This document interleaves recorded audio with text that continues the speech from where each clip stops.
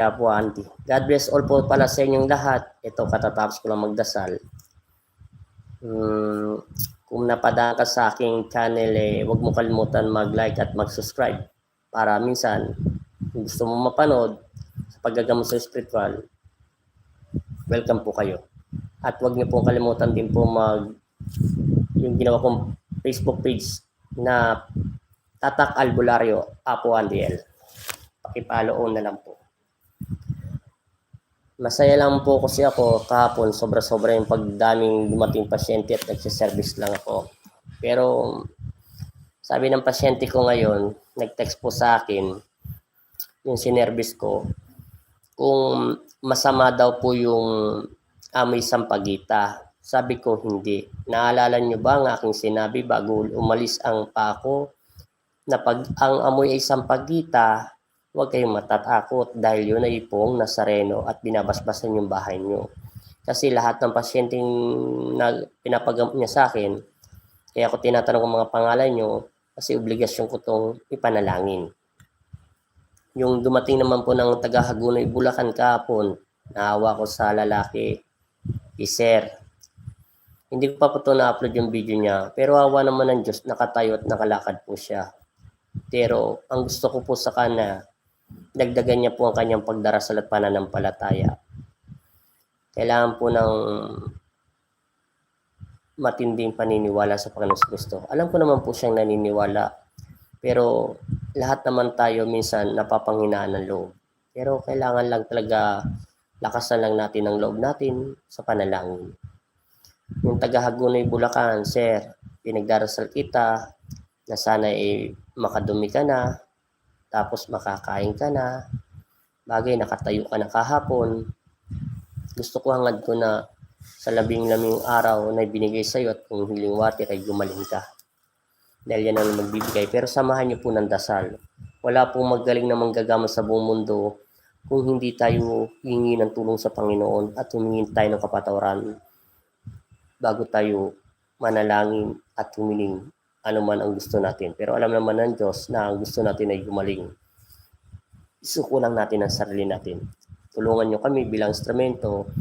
Ginagawa rin naman naming lahat. Lahat naman namang gagamot. Hangad namin na kayo gumaling. Hindi para magpasikat, kundi mapalapit tayo sa Panginoon Kristo. Yun. Yung kagabi naman na hating gabi na ako sinervice, yung malaki ang hindi naman kalakihan ng tiyan, tama lang naman. So, sabihin na natin malaki at saka malalaki yung mga paa niya, hirap siya maglakad. Marami na pong naggamot sa kanya, hangad ko rin po siya gumaling. Pero, nagtataka lang po kasi ako, dahil sobra po laki ng tiyan niya at sobra po laki ng mga binti niya. Wala naman sinasabi ang mga anghel ng Diyos na siya kinukulam. Pero hindi naman po talaga siya kinukulam. Sabi-sabi lang po. Pero, iba po kasi ang kulam Kahit ano pang tago niya, madadampot po talaga siya. Pero, nagtataka lang ako, bakit siya nagkakasakit na gano'ng malubha. Nais naman ang buhay nila. Kaya nga sabi ko nga antayin niyo po ng 1 linggo kung mayroong pinagbago sa tubig niyan at hindi naman po umiinit yung papel at pati yung krus, nakarekta kayo, nagiging normal lang ito. Pero nagtataka ako bakit walang makita ang sakit ng doktor. Hindi naman kayo pinalipadhan kasi sanay na po ko sa ganun. Kung sinasabi nilang may kumukulam sa'yo, pero alam ko may naiinggit sa'yo o nausog ka nito. Pero pagbigyan natin ng Panginoon at magdasal lang po tayo, baka sakali, kasi meron na po akong ginamot na ganyan. Sinabi ko lang yun. Ang nahawa ko, katulad yung kahapon din, tulungan niyo po ang sarili niyo. Alam niyo naman dito niyo ako nakita sa YouTube channel ko, pakiusap lang po. Kung kayo ay nakakami ng sampagita, yun ang pong Nazareno. Huwag kayo matakot na mamamatay kayo o masamang sinyalis yun. Kabaliktaran po yun ang pananaw nyo. Yun po yung pong Nazareno. Dahil yung pong Nazareno, maraming beses po yung nilalagyan ng sampagita sa Quiapo. Pag pong amoy sampagita, ako'y tuwan-tuwa kasi nandun ang pong Nazareno. Binabasbasan tayo. Yun lang at tulungan nyo lahat sa pagdarasal. Wala namang magaling talaga manggagamot sa buong mundo, kundi ang Diyos lang pinakadakila at pinaka sinugo ng Panginoon Kristo, sinugo ng kanyang Ama Tayong lahat naman ay mga instrumento lang ng Diyos. O tayong lahat ay anak ng Diyos. Yun lang, dagdagan lang po ang pananalig at pananampalataya. Maging totoo lang tayo sa ating sarili at isuko natin kung anong meron tayo. Hangad naman ng Diyos, lahat tayo ay maging masaya sa panalangin, kapayapaan at pag-ibig, pera, magandang buhay, maayos ang trabaho ng pamilya natin, mga apo natin, anak natin na walang sakit. Lahat naman po yan ay gusto natin. Kaya yung condolence na rin doon sa pasyenteng gusto magpagamot sa akin na galing naman siya sa ibang manggagamot na hindi po siya makarating dito, hinahangad ko na lang ipanalangin siya kasi ayoko nga nakakakita ng ganung tao pag nakikita ko sa picture ang kanyang mukha. Tapos ganyan, alam kong mawawala na siya at kukunin na siya ng Diyos kaysa nahihirapan pa siya. Minsan ayaw ko na magsalita dahil sa mga matang ito. Yun lang po. Condolence na lang sa inyo at hindi ito talaga makaabot sa akin. Tapos yung marami po talagang gusto magpagamot din. Ngayon nakita niya naman ako, nasabi palipad hangin. Sana na nga lang palipad hangin at kulam eh. Pero pag physical na sakit po, talagang nakatakda. Wala po talagang gagaling. Himala na lang pagpapatawad at pagpapatawad ng Panginoon Kristo para lubayan tayo ng demonyo. Kasi yung demonyo lang naman po ang nagbibigay ng sakit sa tao, sa katandaan na talagang mangyayari at nakatakda na ito. Minsan nga, sinasabi ko nga sa iba kong kilala manggagamot, talagang pag nakatakda na, kung gawin na lang natin ay puro panalangin at ipagdasal. Kung ito'y bigyan ng himala, salamat. Kung hindi, tanggapin natin. Wala naman taong gustong mamatay dahil alam naman natin masarap pang mabuhay sa lupa. Kahit naghihirap tayo, paulit-ulit lang ang nangyayari sa buhay natin at hindi tayo nakakalimot sa Diyos. Kaya nga sinasabi ko sa lahat, dahil lagi tayong magdasal at manalig at manampalataya. Sa puso lang natin ang pagdarasal. Hindi ito ginagamit ng bibig o iniisip o sinasabi, binabasa. Kung hindi na mula sa puso natin. Yun lang po ang pagdarasal. Kaya paulit ko sinabi sa inyo, text lang sa kanot, lagi ka naman nanonood. Kung nakamoy ka ng sampagita sa inyo, huwag ka matakot. Lahat kayo ay pinagdarasal ko. Pinagdarasal ko ang iyong ama na sana'y gumaling na siya na tuluyan. At ganun din yung taong pasyente kahapon, pinagdadasal ko rin siya. Lahat. Hindi naman po lahat pagka nangyayari at hindi pumapayat sabi automatic kinukulam na. Minsan po nausog po talaga sila. Minsan po talaga nangyayari na sakit na po talaga ng tao na mahirap paniwalaan, pero minsan ginagamit pa rin may sakit sa mangkukulam, spiritual o inggit man. Pero tao pa rin sila. Kakayanin pa rin sila natin lahat sa pagdarasal. Kaya yung iba na sinasabing gusto magpagamot, hanggang umaga, kung makakalusot, dalhin nyo. Pero huwag nyo dadalhin naman sobrang malala. Kasi nakakaramdam ako ng awa. Minsan, sinasabi ko sa pasyente ko, na prangka ako, dagdagan mo yung pagdarasal. Kasi nakakabasa ako ng tibok ng puso ng tao kung ang kulang ang pananalig at pananampalataya niya. Hindi kayo sa amin manalig, kung hindi sa Diyos. Kahit piso o 1% lang ibigay niyo sa amin at magtulungan tayo. Kung minsan hindi makausap, huwag niyo na pong pilitin. Importante, may buwasan at gumaling ang pasyente at ipagpag na lang ang sakit. Kaysa papersahin pa ho, mahirap po yun. Yung babanggit po ng mga iba-ibang pangalan, minsan yung satanas ay nanggagawa lang po ng iba-ibang kwento kasi alam niya naman po ang buhay ng tao. Kaya nga sila tinawag ng mga demonyo. Yun lang.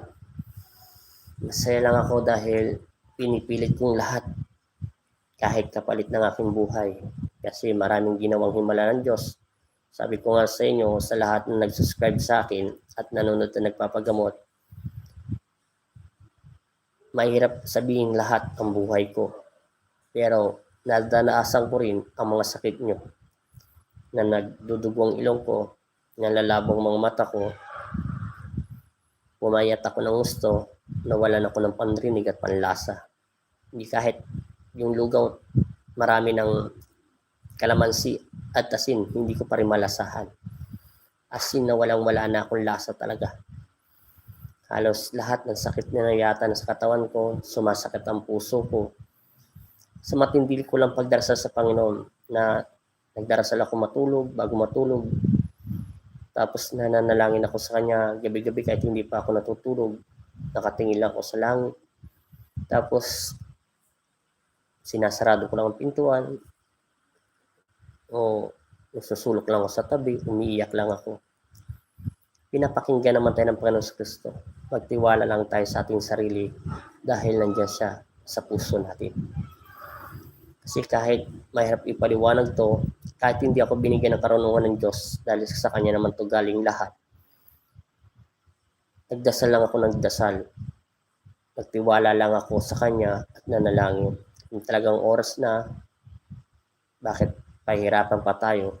Kung mamamatay naman tayo, ganun ang buhay talaga. Kapalaran.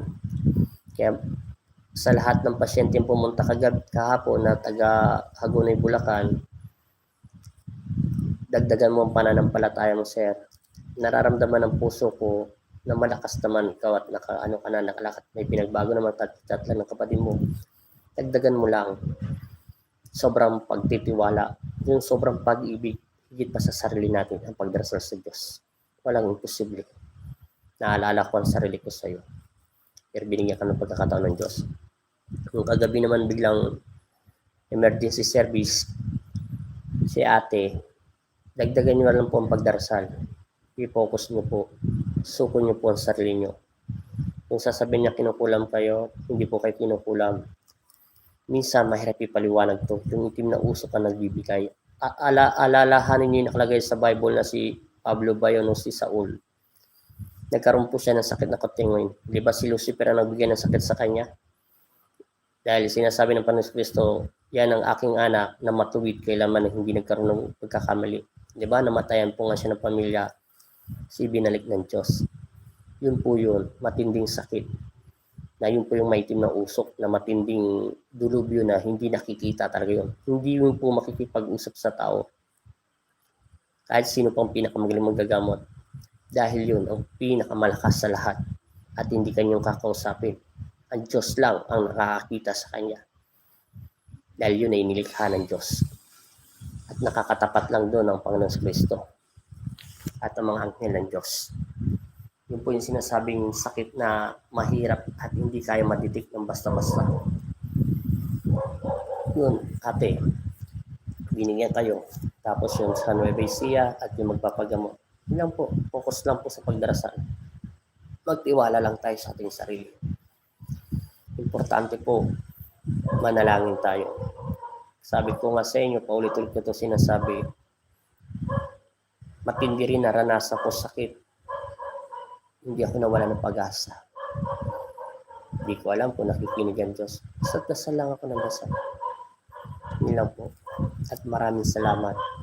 Huwag po kayong mag-alala kung nakakaamoy kayo ng sampagitan dyan sa bahay nyo. Yan po ay yung pong Nazareno yan.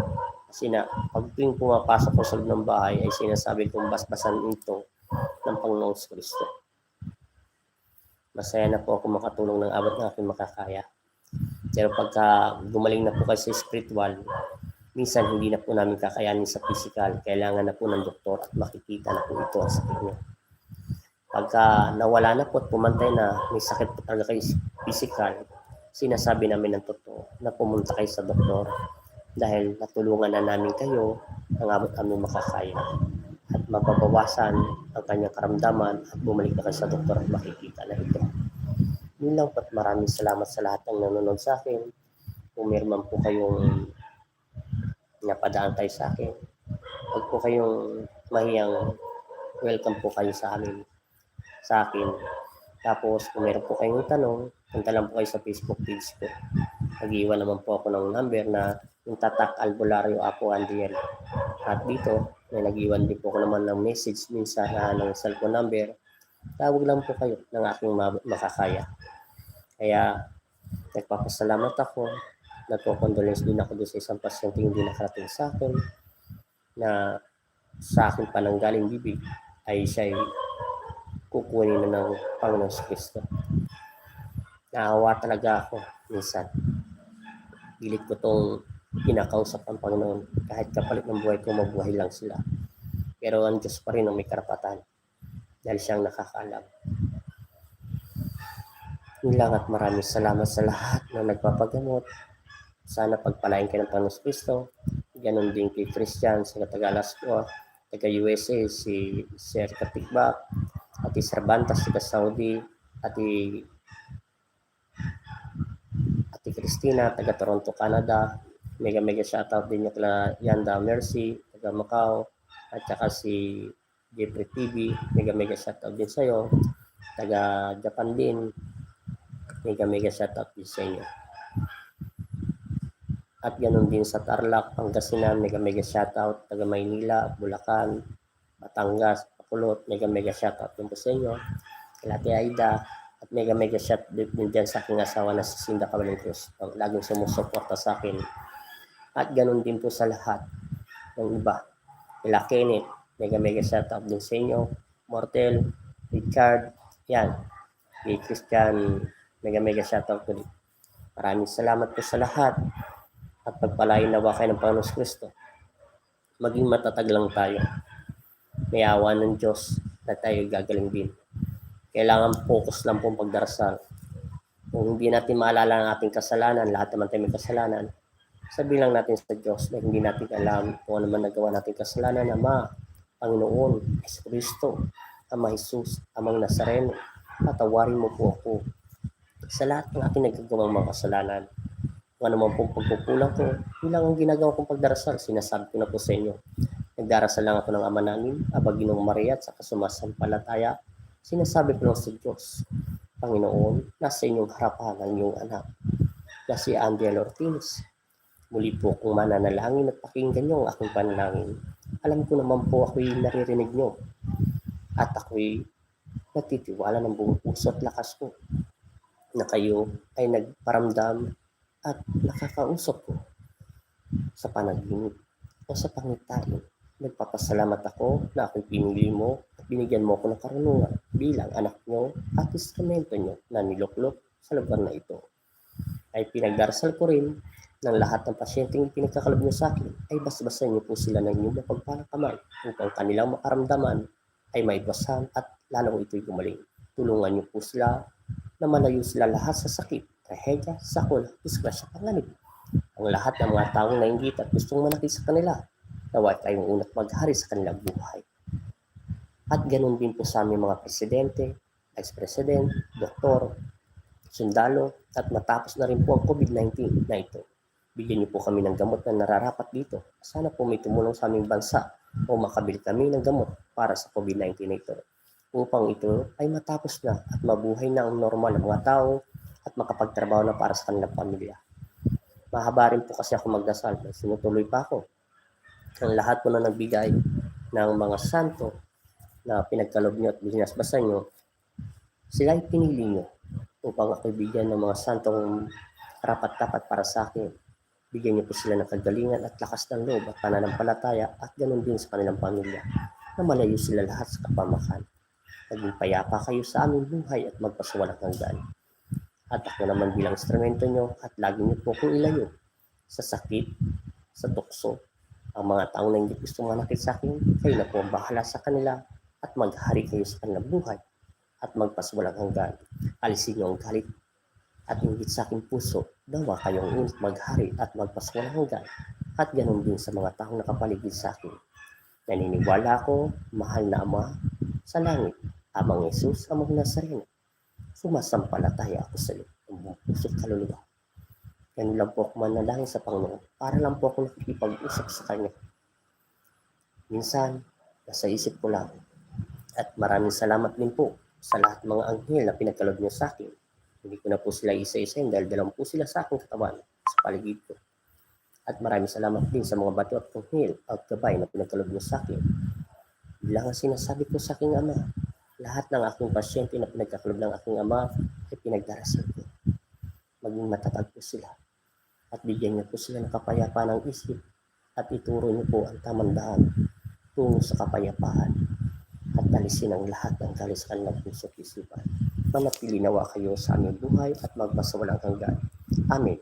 Tapos nagdarasal po ako ng isang ama namin ulit at isang sumasampalataya. Yun na po yun ang ginagawa ko sa pagdarasal. At ang aking pamilya at ganun din ang pamilya ng aking asawa ay pinagdarasal ko na rin yan. Sabay-sabay na po silang lahat.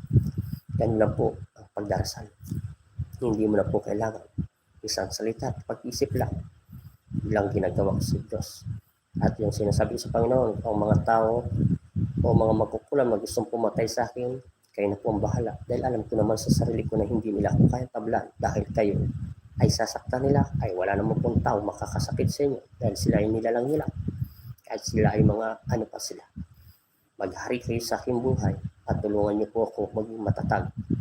Alam kong tao lang ako, sinasabi ko sa Diyos.